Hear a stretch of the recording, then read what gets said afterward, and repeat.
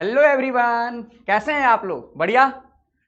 तो चलिए आज से हम एसएससी सीजीएल का जो भी जनरल कंपटीशन होता है उसका मैथ्स जो है स्टार्ट करने वाले हैं। और मैं आपको बता दूं अपने बारे में कि मेरा नाम अभय कुमार है और मैं आईआईटी जेईई की फिजिक्स और मैथमेटिक्स पढ़ाता हूं। और अपना एक चैनल है, अगर आपके कोई छोटे भाई बहन जो जेईई का तैयारी कर रहे होंगे उनको आप इस चैनल पे रिकमेंड कर सकते हैं। जो छोटे भाई बहन है 9th 10th 11th 12th JEE का तैयारी करना चाहते हैं या नीट का, तो मैं खुद मैथ्स और फिजिक्स पढ़ाता हूं आईआईटी जेईई का, ठीक है ना। तो आप उनको रिकमेंड कर सकते हैं। चैनल का नाम है Asmit institute for JEE and NEET. तो जो भी आपके छोटे भाई बहन होंगे उनको आप रिकमेंड कर सकते हैं। मैं जेईई की फिजिक्स और मैथमेटिक्स पढ़ाता हूं, तो आपके जो भी छोटे भाई बहन होंगे जो 9th 10th 11th 12th जो जेईई या नीट की तैयारी करना चाहते हैं, तो उनको आप इस चैनल पे रिकमेंड कर सकते हैं। और मैं आपको लिंक नीचे डिस्क्रिप्शन में दे दूंगा, ठीक है ना। अब समझिएगा ध्यान से। अब हम जो है एसएससी का मैथ्स जो है इस चैनल पे, ये तो दूसरा चैनल है, ये तो अपना जेईई वाला चैनल है। अपना जो है एसएससी का मैथ्स जो है इस चैनल पे जो अस्मित क्लासेस और एसएससी मैथ्स जो है इस पे अपना एसएससी का मैथमेटिक्स जो भी जनरल कंपटीशन का मैथमेटिक्स होता है वो करेंगे। तो सुनिएगा मेरी बातों को ध्यान से, उसमें बता देता हूं। आज जो है मैं आपको कुछ मिक्स क्वेश्चन करवाऊंगा जो प्रीवियस ईयर में पूछा गया है। उसके बाद मैं एडवांस का पहला टॉपिक उठाऊंगा अलजेब्रा से। अलजेब्रा से अपना पहला टॉपिक स्टार्ट करेंगे। उसके बाद हम फिर अर्थमेटिक पे लौटेंगे। उसके बाद फिर हम अर्थमेटिक पे लौटेंगे और अर्थमेटिक में फिर हम कुछ चैप्टर कंप्लीट करेंगे। जैसे पहला चैप्टर कंप्लीट करेंगे परसेंटेज, और दूसरा चैप्टर हम कंप्लीट करेंगे क्या, उसके बाद प्रॉफिट लॉस आएगा, ठीक है ना। तो सबसे पहले अलजेब्रा का एक टॉपिक निपटाएंगे, अलजेब्रा जो है उसको निपटाएंगे जो एडवांस मैथ का टॉपिक है। और फिर अर्थमेटिक में जो हम आएंगे तो फिर परसेंटेज, फिर प्रॉफिट लॉस। उसके बाद फिर हम ऐसे ही कर करके मैथमेटिक्स की टॉपिक जो भी टॉपिक है उसको क्या करेंगे, कवर करेंगे, ठीक है ना। तो चलिए स्टार्ट करते हैं। तो पहला क्वेश्चन से स्टार्ट करते हैं। तो पहला क्वेश्चन लिखिएगा, ये एसएससी सीजीएल में पूछा गया था question. If sine theta is equal to, if sine theta is equal to 4 cos theta, then find the value of, find the value of, find the value of sine theta into cos theta, sine theta into cos theta. और अपने पास चार option दे रखा था। पहला option दे रखा था आपका 2/9, दूसरा ऑप्शन दे रखा था अपना 3/10, तीसरा ऑप्शन दे रखा था अपना 4/17 और चौथा ऑप्शन अपना दे रखा था 3/4। एक बात और ध्यान रखिएगा, सुनिएगा मेरी बातों को ध्यान से। एक बात और ध्यान रखिएगा कि जब भी आप क्वेश्चन करते हैं तो एग्जाम में यहां पे कोशिश कीजिएगा कि स्टेप्स को ना मतलब डिलीट करते हुए चलिएगा। जो भी स्टेप्स है जरूरी नहीं कि एक एक स्टेप लिख के चलना है। जो क्वेश्चन कीजिएगा तो हर एक स्टेप को लिखिएगा मत, कुछ स्टेप्स को आपको दिमाग में ही करना है। जब आप स्टार्टिंग से कुछ कोई चीज को कर रहे हैं तो ठीक है, स्टार्टिंग में आप समझने के लिए कीजिए, लेकिन कोशिश कीजिए कि क्वेश्चन में स्टेप्स जो हैं, जैसे ऐसा नहीं कि एक एक स्टेप्स लिखते क्वेश्चन को कर रहे हैं। कुछ स्टेप्स ऐसा होता है जो आपको दिमाग में भी करना होता है। तो समझिएगा ध्यान से, बिल्कुल तरीके से सुनिएगा। अपने पास sine theta is equal to 4 cos theta दिया हुआ है। आज मैं मिक्स क्वेश्चन करवाऊंगा। अगले लेक्चर से हम अलजेब्रा का पहला लेक्चर जो स्टार्ट करेंगे और बिल्कुल बेसिक से करेंगे। तो अपने पास sine theta is equal to दे रखा है 4 cos थीटा। मैंने cos को इधर लेके आया तो साइन थीटा अपॉन में cos theta is equal to कितना हो गया 4। और हमें पता है कि साइन थीटा अपॉन में cos थीटा जो होता है वो tan थीटा होता है। तो यहां से tan थीटा की वैल्यू किसके इक्वल आ गई, 4 के इक्वल आ गई। अब सुनिएगा मेरी बातों को ध्यान से। हमें वैल्यू किसकी निकालनी थी, sign theta into cos theta की। हमें वैल्यू किसकी निकालनी थी, sign theta into cos theta की। तो आपको एक फॉर्मूला पता होगा, साइन 2 थीटा का दो फार्मूला होता है। साइन 2 थीटा का दो फार्मूला क्या होता है, सुनिएगा मेरी बातों को ध्यान से। 2 sign theta into cos theta, और एक होता है 2 टेन थीटा अपॉन में 1 plus ten square theta, 1 plus ten square theta, यही फॉर्मूला होता है। अगर आपको पता होगा तो साइन 2 थीटा का जो फॉर्मूला होता है 2 sign theta into cos theta या 2 टेन थीटा अपॉन में 1 प्लस टेन स्क्वायर थीटा, यही होता है। अब सुनिएगा मेरी बातों को, समझिएगा ध्यान से। हमें वैल्यू निकालनी थी sign theta into cos theta की, तो देखिए ध्यान से, sign theta into cos theta की वैल्यू निकालनी थी। अब ऊपर नीचे मैंने क्या कर दिया, 2 सप्लाई कर दिया। क्यों 2 सप्लाई किया, क्योंकि दो नंबर क्या थे, प्रोडक्ट में थे। साइन और कॉस क्या थे, प्रोडक्ट में थे, और साइन और कॉस प्रोडक्ट किस में आता है, साइन 2 थीटा के फॉर्मूला में आता है। तो मुझे ये क्लिक किया कि साइन और कॉस प्रोडक्ट में है, अगर मैं 2 सप्लाई कर देता हूं तो मुझे साइन 2 थीटा का फॉर्मूला मिल जाएगा। और 2 sign theta into cos theta क्या हो गया, साइन 2 थीटा अपॉन में 2 हो गया।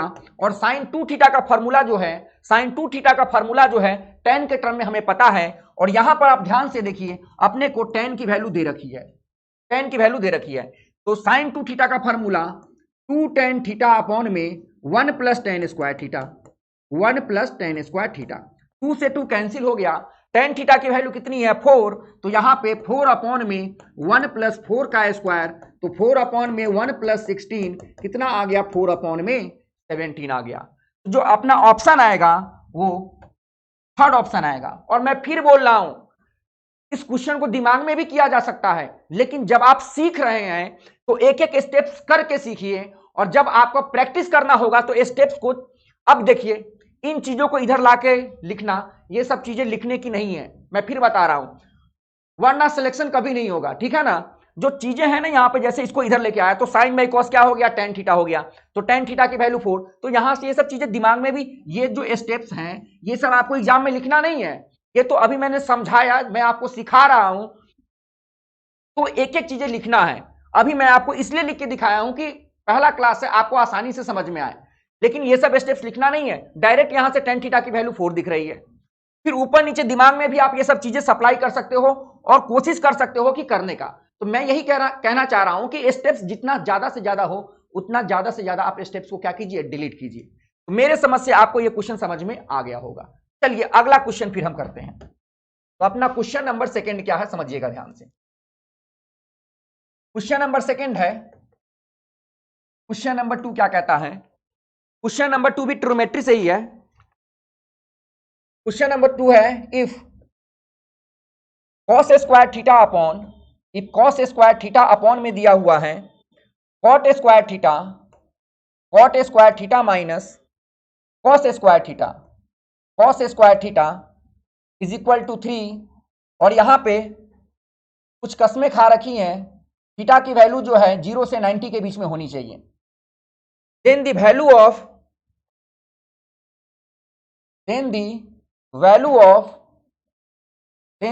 Of cot theta plus cosec theta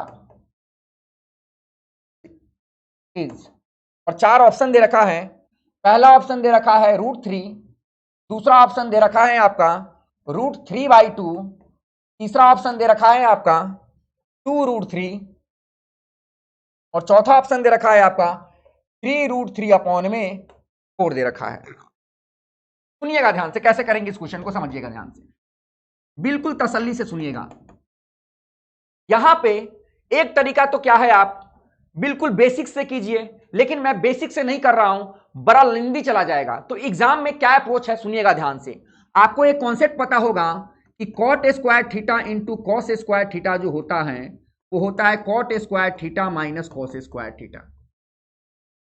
उसी प्रकार आपको पता होगा कि tan square theta into sine square theta जो होता है वो tan स्क्वायर थीटा माइनस का साइन स्क्वायर थीटा होता है, tan स्क्वायर थीटा माइनस का साइन स्क्वायर थीटा होता है। मैं एक का प्रूफ करके दिखा देता हूं आपको, मैं एक का प्रूफ करके दिखा देता हूं। चलिए इसी का प्रूफ कर लेते हैं। तो सबसे पहले मैं RHS को लेके चलता हूं, या LHS को ही लेके चलते हैं। तो मैंने LHS को लेके चला, क्या दिया हुआ LHS में, cot square theta into cos square theta.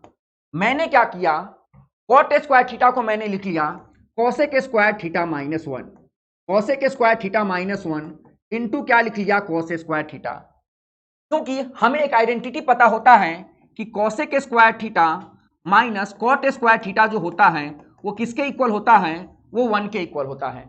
Cosec square theta minus cot square theta जो है किसके इक्वल होता है, 1 के। तो यहां से मैंने कॉट स्क्वायर थीटा को इधर ले गया और 1 को इधर लाया, तो यहां से कॉसेक स्क्वायर थीटा माइनस 1 की वैल्यू किसके इक्वल आ गई, कॉट स्क्वायर थीटा के इक्वल आ गई। तो मैंने कॉट स्क्वायर थीटा को क्या लिख लिया, कॉसेक स्क्वायर थीटा माइनस 1। और आपको यह भी चीज पता होगा कि साइन और कॉसेक जो होते हैं एक दूसरे के रेसिप्रोकल होते हैं। तो कॉसेक स्क्वायर थीटा को लिखा जा सकता है 1 अपॉन में साइन स्क्वायर थीटा, 1 अपॉन में साइन स्क्वायर थीटा। तो मैंने कॉसेक स्क्वायर थीटा को क्या लिख दिया, 1 अपॉन में sine square theta minus 1 into cos square theta. तो अब देखिए क्या आ गया, जब मैं इसको अंदर मल्टीप्लाई करूंगा तो यहां पे क्या आएगा, cos square theta upon sine square theta, cos square theta upon में साइन स्क्वायर थीटा, माइनस जब इसको इससे मल्टीप्लाई करेंगे तो क्या आ जाएगा, कॉस स्क्वायर थीटा। तो कॉस स्क्वायर थीटा अपॉन में sine square theta, cos theta upon में साइन थीटा क्या होता है, कॉट थीटा, और स्क्वायर है तो क्या हो जाएगा, कॉस स्क्वायर थीटा अपॉन में साइन स्क्वायर थीटा, ये आ जाएगा cot square theta minus cos square theta, जो कि यही आरएचएस दिया हुआ है। तो ये रिजल्ट कहां से आया, मैंने आपको दिखा दिया कि ये रिजल्ट जो है यहां से आया हुआ है। अब अपने को इस चीज का डायरेक्ट यूज करना है, तो देखिएगा ध्यान से, समझिएगा ध्यान से कैसे करेंगे क्वेश्चन को। अपने पास ऊपर में क्या दिया हुआ है, कॉस स्क्वायर थीटा अपॉन में cot square theta minus cos square theta किसके इक्वल हो जाएगा बताइए, cot square theta into cos square theta is equal to इसके इक्वल आ गया 3। कॉस स्क्वायर थीटा से कॉस स्क्वायर थीटा गॉन, और 1 बाई कॉट जो होता है 10 होता है, तो 1 बाई कॉट स्क्वायर थीटा जो हो जाएगा 10 स्क्वायर थीटा आ जाएगा। तो 10 स्क्वायर थीटा की वैल्यू अपने पास आ गई 3, 10 स्क्वायर थीटा की वैल्यू क्या आ गई अपने पास, 3 आ गई। अब सुनिएगा मेरी बातों को ध्यान से, जब स्क्वायर हटाएंगे तो प्लस माइनस के साथ रूट आएगा, जब स्क्वायर हटाएंगे तो प्लस माइनस के साथ क्या आएगा, रूट आएगा। लेकिन साफ साफ बोल रहा है कि थीटा की वैल्यू जो है फर्स्ट क्वाड्रेंट में है, थीटा की वैल्यू जो है फर्स्ट क्वाड्रेंट में है। तो फर्स्ट क्वाड्रेंट में जितने भी ट्रिग्नोमेट्रिक रेशियो होते हैं वो सारे के सारे पॉजिटिव होते हैं। फर्स्ट क्वाड्रेंट में जितने भी ट्रिग्नोमेट्रिक रेशियो होते हैं वो सारे के सारे पॉजिटिव होते हैं। तो हम नेगेटिव वैल्यू नहीं ले सकते, तो tan थीटा की वैल्यू क्या होगी, √3 आ गई। और जैसे ही tan थीटा की वैल्यू √3 आ गई, तो किस एंगल के लिए tan की वैल्यू √3 होती है, तो theta is equal to 60 degree, मतलब π/3 पे जो वैल्यू होती है tan की क्या होती है, 60 डिग्री होती है। और जैसे ही थीटा की वैल्यू 60 डिग्री आ गई तो मैं यहां पे वैल्यू डाल देता हूं, तो cot 60 degree plus cosec 60 degree, cot 60 degree plus cosec 60 degree, tan 60 जो होता है √3 होता है, तो cot 60 जो हो जाएगा 1 अपॉन में √3 हो जाएगा। sin 60 जो होता है √3/2 होता है, तो cosec 60 sin का उल्टा cosec होता है, तो cosec 60 जो हो जाएगा 2/√3 हो जाएगा, 2/√3 हो जाएगा। अब डिनोमिनेटर सेम है, डिनोमिनेटर सेम है तो ऊपर वाले को एज इट इज ऐड कर देंगे, 2 + 1 3 अपॉन में कितना आ गया, √3। और आपको पता है कि एक 3 जो है 2 √3 से मिलकर बना हुआ है, तो √3 इंटू √3 अपॉन में √3, √3 से √3 गॉन, तो आंसर कितना आ गया अपना, √3। That is first is the correct option. तो मेरे समझ से आपको कोई डाउट नहीं होना चाहिए, आपको चीजें समझ में आ गई होंगी। तो चलिए एक और क्वेश्चन देखते हैं, एक अलजेब्रा का क्वेश्चन हम उठाते हैं। क्वेश्चन क्या है देखिएगा ध्यान से, क्वेश्चन दिया हुआ है, पूछा हुआ है, क्वेश्चन है एग्जाम्पल, ये सारा प्रीवियस ईयर का क्वेश्चन है। If x is equal to दिया हुआ है 2 + √3, if x is equal to दिया हुआ है 2 + √3, then what is the value of, what is the value of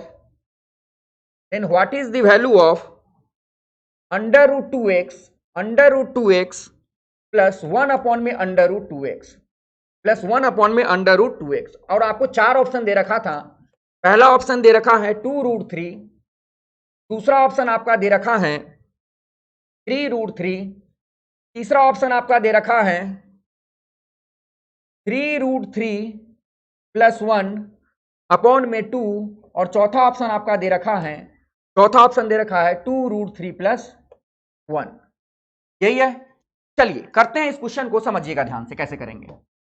बिल्कुल तसल्ली से सुनिएगा, आराम से सुनिएगा, सारा कुछ समझ में आएगा। ऐसा कुछ भी नहीं है कि आपको समझ में नहीं आएगा। सुनिएगा ध्यान से।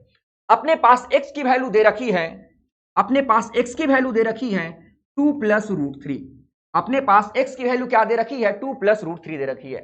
तो आपको क्या चाहिए? रूट 2x चाहिए। आपको क्या चाहिए? Root 2x। तो सबसे पहले आपको क्या चाहिए? 2x चाहिए, उसके बाद ही तो रूट लीजिएगा।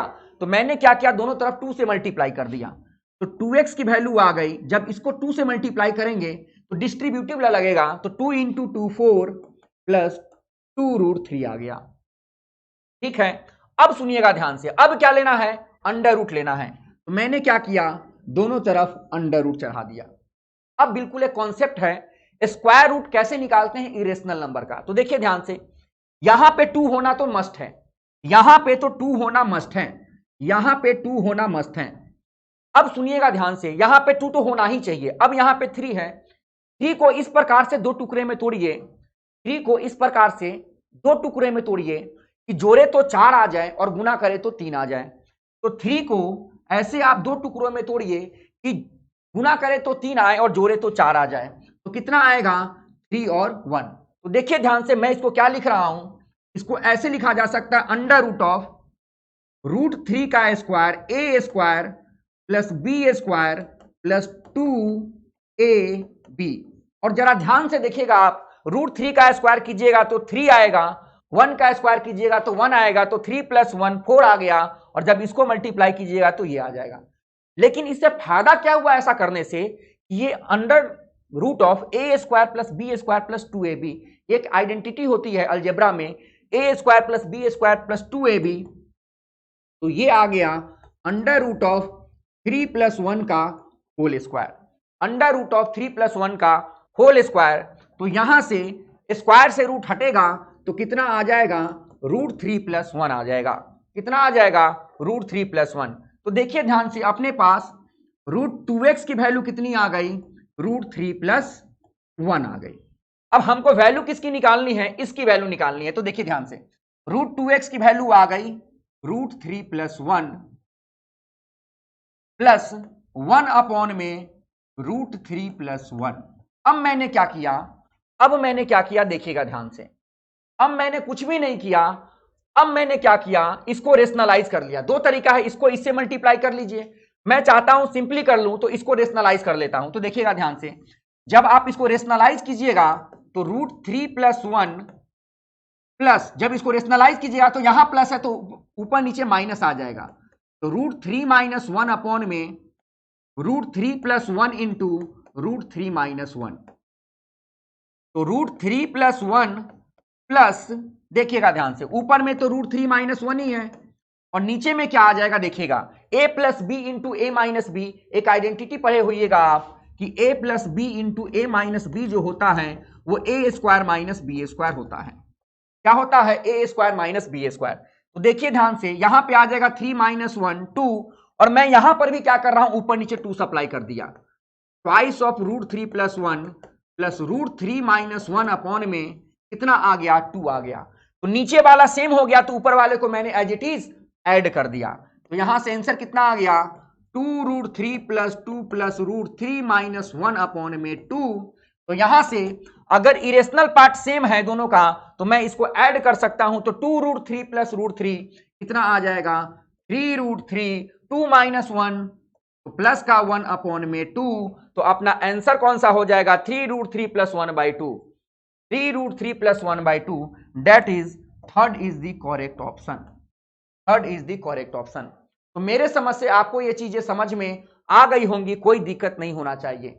मैं आपको समझा रहा हूं तो एक एक स्टेप्स लिख रहा हूं, लेकिन जब आप एग्जाम में क्वेश्चन कीजिएगा तो मैं फिर बोल रहा हूं स्टेप्स को डिलीट कर करके कीजिएगा। इतना लिखने की जरूरत नहीं है कि रेशनलाइज कर रहे हैं तो यहां पे लिख रहे हैं। ये आपके माइंड पे डिपेंड करता है कि आप कितना प्रैक्टिस कर रहे हैं उस चीज को। ये इतना जो चीजें लिखा जा रहा है ये सब लिखने की जरूरत नहीं होती है, ठीक है ना?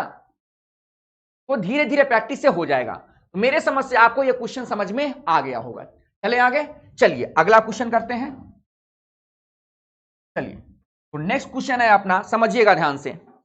एक ज्योमेट्री का क्वेश्चन लेते हैं। एक ज्योमेट्री का क्वेश्चन लेते हैं। ज्योमेट्री का क्वेश्चन क्या है? क्वेश्चन दे रखा है अपना,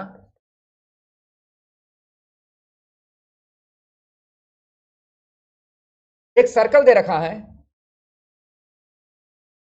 एक सर्कल दे रखा है, एक सर्कल दे रखा है और यहां पर एक टेंजेंट खींचा जा रहा है।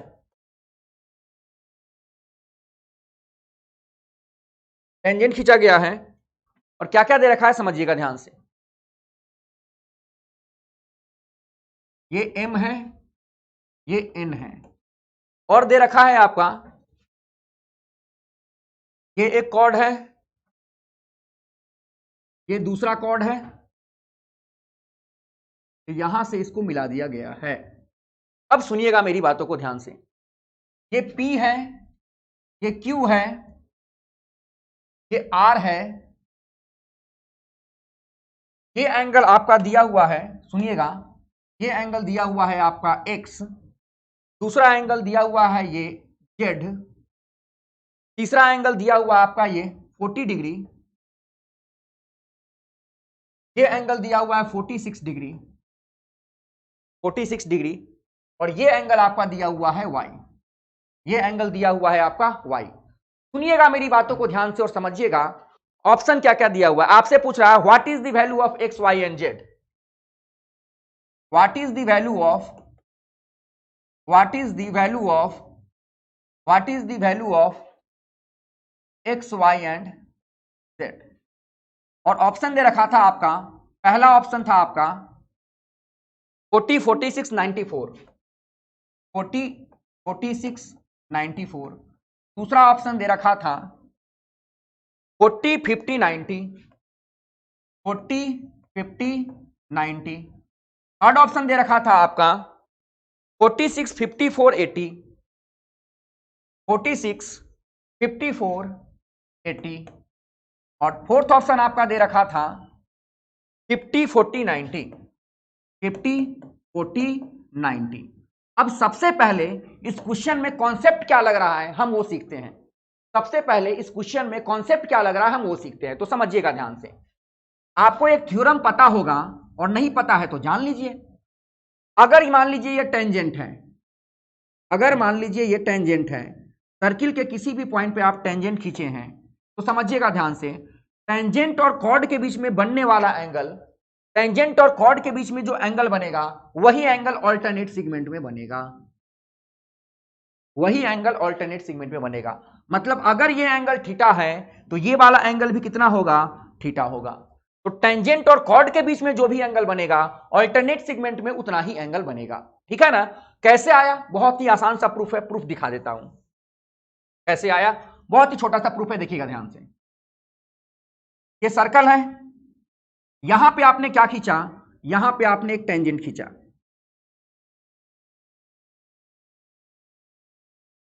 ये आपका एक सर्कल है और यहां पे क्या किया आपने, एक टेंजेंट खींचा। ठीक है,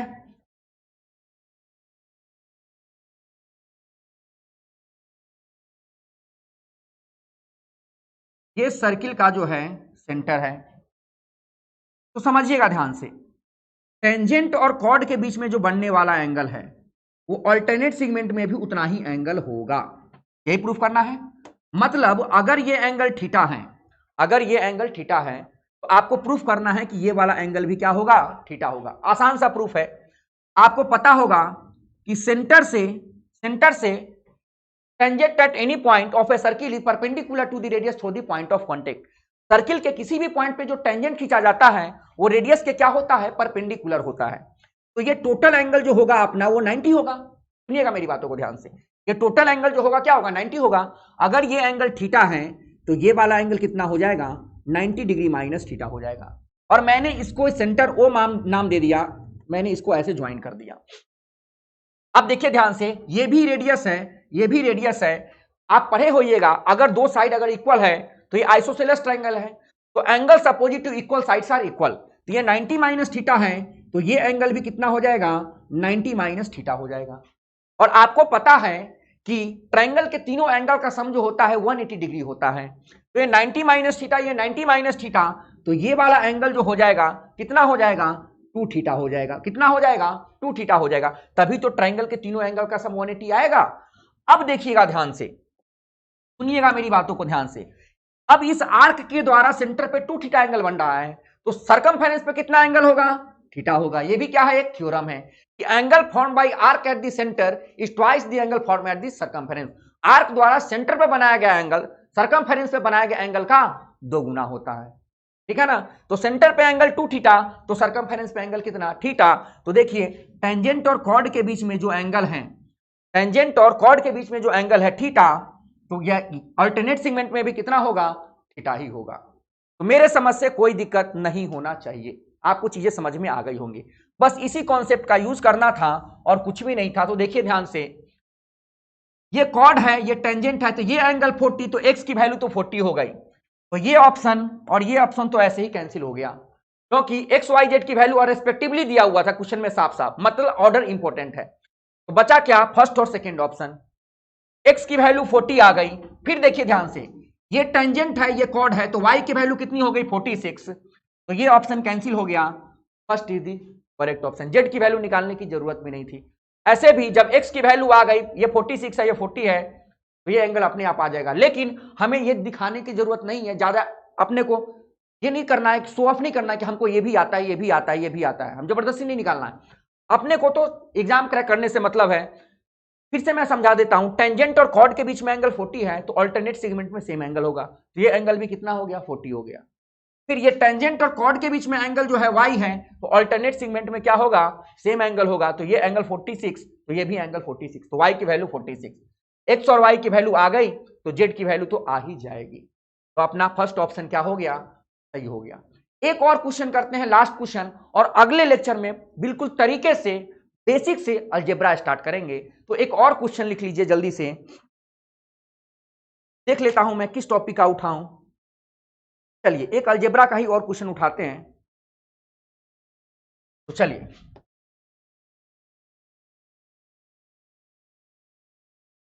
मैं अर्थमेटिक का इसलिए क्वेश्चन नहीं लिया हूं क्योंकि उसमें बहुत सारी चीजें बतानी है। पहले परसेंटेज पढ़ाना पड़ेगा, परसेंटेज से ही सारा जो है ना वहां पे कॉन्सेप्ट जो है रेशियो जो चलता है, रेशियो का कॉन्सेप्ट सारा हम रेशियो के कॉन्सेप्ट से पढ़ेंगे, ठीक है ना।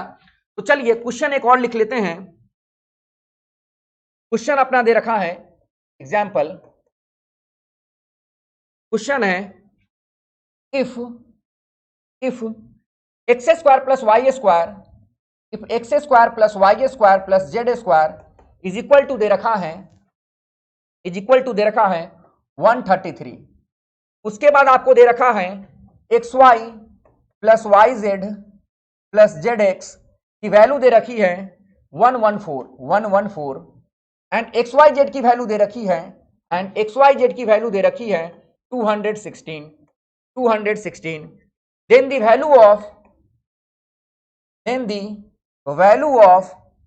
Value of x cube plus y cube plus z cube क्या होगा, क्या हो गया। सुनिएगा ध्यान से, पहला ऑप्शन दे रखा था अपना 999, दूसरा ऑप्शन दे रखा था अपना 948, तीसरा ऑप्शन अपना दे रखा था 1009, चौथा ऑप्शन अपना दे रखा था 942। अब सुनिएगा मेरी बातों को ध्यान से और समझिएगा कैसे करेंगे, बिल्कुल तसल्ली से सुनिएगा और समझिएगा कैसे करेंगे क्वेश्चन को तसल्ली से।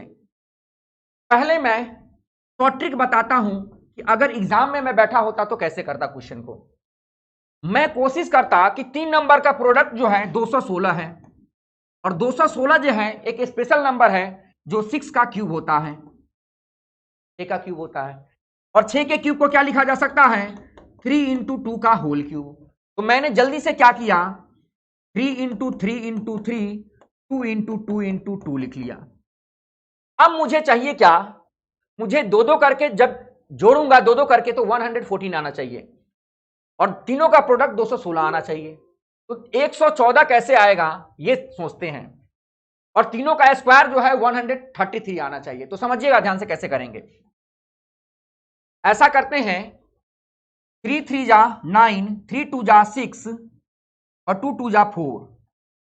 तो कितना आ जाएगा 9 4 जा 36 और 36 इंटू 6 कितना आ जाएगा 216 आएगा। मैं क्या बोल रहा हूं समझिएगा ध्यान से।